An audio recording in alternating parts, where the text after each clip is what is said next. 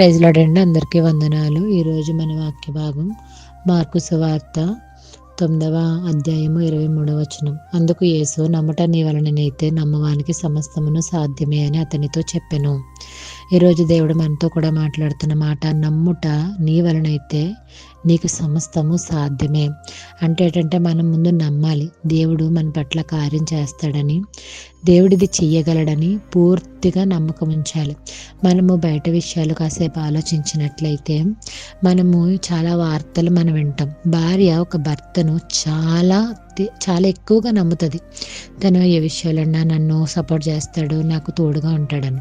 కానీ చాలామంది భర్తలు భార్యల్ని చంపేసినట్లుగా, అక్కడ ఇక్కడ పాతేసినట్లుగా మన వార్తలు వింటాం. భర్త భార్యని ఎంతో నమ్ముతాడు, కానీ భార్య వేరే వాళ్ళతో తిరుగుతూ భర్తని బాధపెట్టిన సందర్భాలు, లేకపోతే వేరే వాళ్ళతో వెళ్ళిపోవడానికి, తినని చంపేసి సిమెంట్తో దాంట్లో పాతేసింది, అంటే కప్పెట్టేసింది అని కూడా మనం కొన్ని వార్తలు విన్నాము ఈ మధ్యకాలంలో. అంటే ఎలా ఉంటున్నారంటే నమ్మకానికి అక్కడ ఆస్పదం లేదు. వాళ్ళు నమ్మారు, కానీ అటువైపు పక్క వ్యక్తి నమ్మదగిన వారు కారు.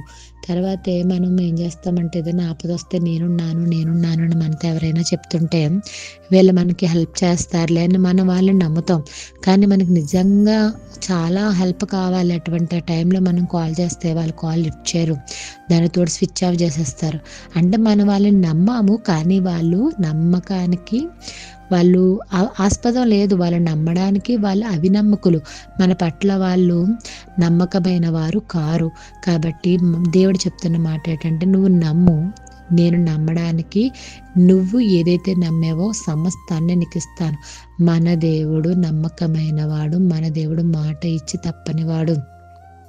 మనం నమ్మితే ఆయన నమ్మదగినవాడు. అర్థమవుతుందా? మనము ఈ లోకంలో ఎంతోమందిని నమ్ముతాం, వాళ్ళందరూ మనల్ని మోసం చేయొచ్చు, కానీ మన దేవుడు ఎప్పుడూ మోసం చేయడు. అనారోగ్యంతో బాధపడుతున్నావా, నువ్వు అతన్ని నమ్ము, నేను స్వస్థపరుస్తాడని.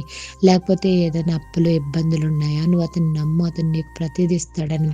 లేకపోతే పిల్లలు లేరు, గర్భఫలం లేదు అని చెప్పి నువ్వు బాధపడుతున్నావు, నువ్వు నమ్ము, ఖచ్చితంగా దేవుడు నీకు అది ఇస్తాడు.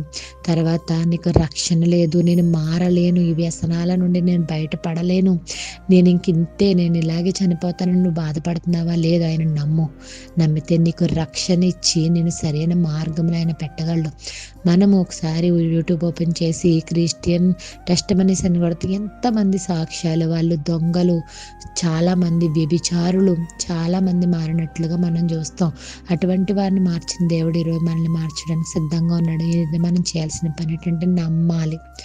నమ్మట మనందరి వలన అయితే ఆ యొక్క నమ్మకానికి తగిన సమస్తము కూడా మనకు సాధ్యమవుతుంది. ఎలా సాధ్యమవుతుంది? మనం నమ్మే వ్యక్తి నమ్మదగిన వాడు కాబట్టి మనం అందరూ ఆయన్ని నమ్ముదాము, దాని ప్రకారం జీవిద్దాం.